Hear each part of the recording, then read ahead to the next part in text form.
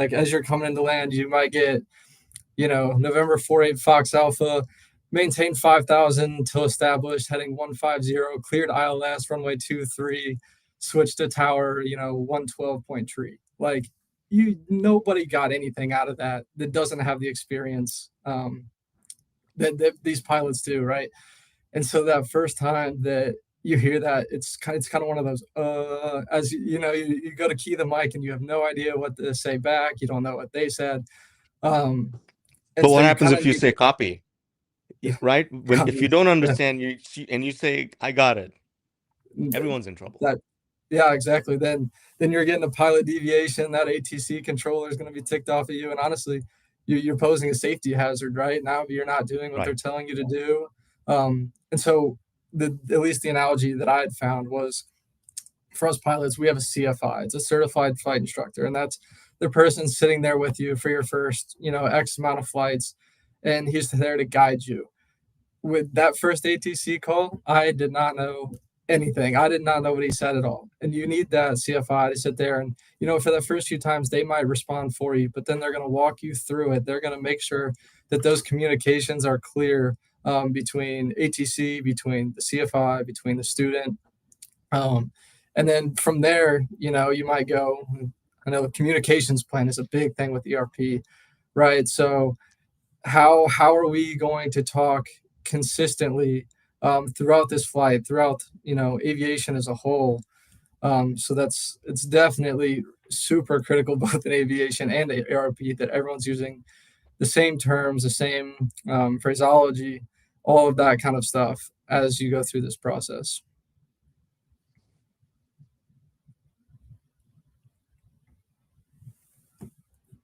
Right. So in the ERP, that means you deeply understand what in the real world, like ATC controllers.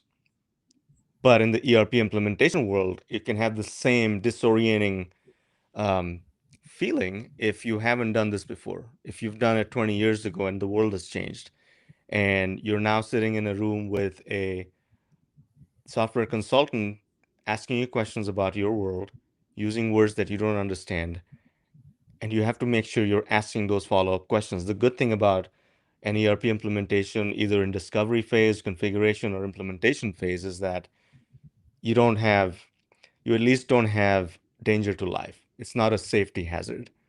Um, but you have the opportunity to really ask questions. You have the opportunity to understand what's being asked of you, the words being used, and it's okay to do that. You don't have to feel like you don't belong in the room, or that you're going to sound not smart if you ask questions. It's critically important, like Isaac said, to have an understanding of what's being said, what's being asked for, so that you can either say yes or no, agree to these process changes or those configurations, uh, before you uh, before you put the whole organization at risk because you didn't understand the question or the communication. So I'll keep working on my ATC comms. There's several apps I think that you can download to just practice. Yep. But in terms of ERP implementations, it's a little easier, but it's the same concept. Make sure you understand what's being talked about.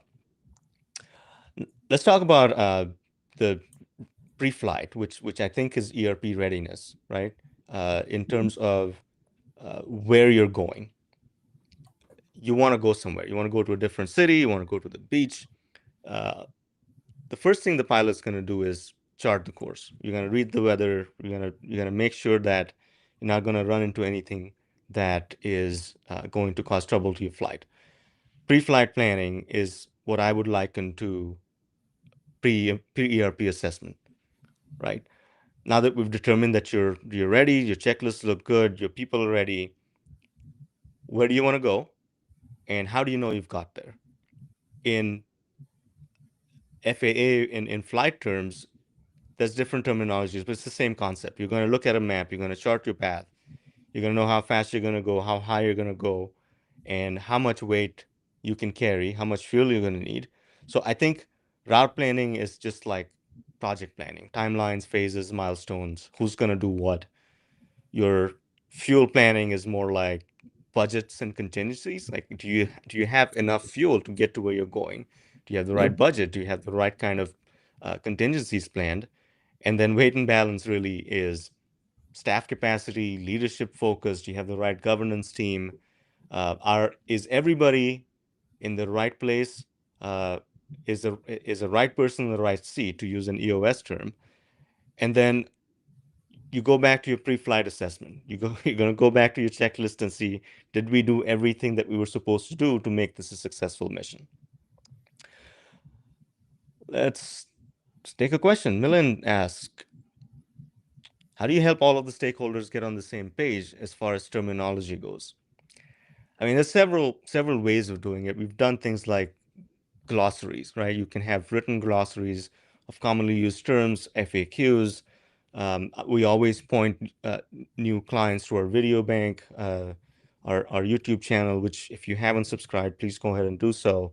Lots of great content and material out there that will give you a great understanding of what you're getting into, what you're about to undertake for your organization. So, and a lot of this is also up to the stakeholders. If they are going down this path of an ERP implementation, they have to educate themselves too. But as consultants, we're always there, and we can give you a lot of resources. What about aviation, Isaac? How do people get on the same page? Yeah, I know we're trying to draw similarities here, but I think you kind of touched on a good point earlier that, the FAA is this governing body, right? They literally teach you how to respond to these ATC calls so that it's efficient, right? Like Yeah. you might have heard me say tree instead of three earlier. Like there are little things like that they specifically tell you, how to say these things, the order in which you say them back. Um, but like you said, AV, we don't have that here, right? Each project is different. Each client calls certain things by a different name, and so it's just getting aligned at the beginning of each project with your client, making sure that we set that we kind of we organize that at the beginning, right? You don't want to be miscommunicating with ATC mid-flight. So why would you do it with ERP when you can Yeah. do that stuff at the beginning, right? Yeah. Right. No, good point. And by the way, I've been trying to present this just like a visual um, companion to this presentation. I'm going to put it in the chat box. Go ahead and check it out. It'll help you with some graphics and talking points we have here. Let's talk about checklists. I'm not a huge fan in real life of checklists. Checklists are a huge part of aviation because there are very specific, finite things you need to do to make sure you're not putting anyone in danger, right? And when you equate that to an ERP implementation, there's a few things that come to mind. And verify, don't assume is the first thing, right? You have to, as a pilot, even without checklists, after doing checklists, pages, as a pilot, you're taught to always scan the horizon. Other planes, birds, clouds, if you're not supposed to be flying through them. So checklist is just one part. What is it that makes, according to you, what do you think makes checklists useful? Because I think you need a lot more than checklists. Checklists can't cover everything. So what is the place of checklists in an ERP implementation or in aviation? Yeah, I agree. I think it's a rough. Um, I think it's important to kind of differentiate checklists and templates. Maybe that might Mm-hmm. help because while you might take a airline pilot that has 5,000 hours, they have done the same thing over and over and over, and they still use checklists, right? Because no matter how many times you've done it, something can slip through if you don't really pay attention. And so I like that part as far as checklists go.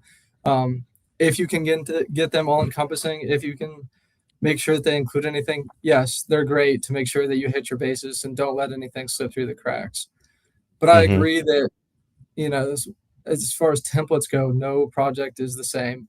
And so if you're trying to use a template, if you're trying to force something on a client's project, it's not going to work, right? And so that's where you have to be kind of careful. Yes, do your due diligence, have your checklist, make sure that you're doing all of the little details no matter how familiar you are, but don't let it be a template.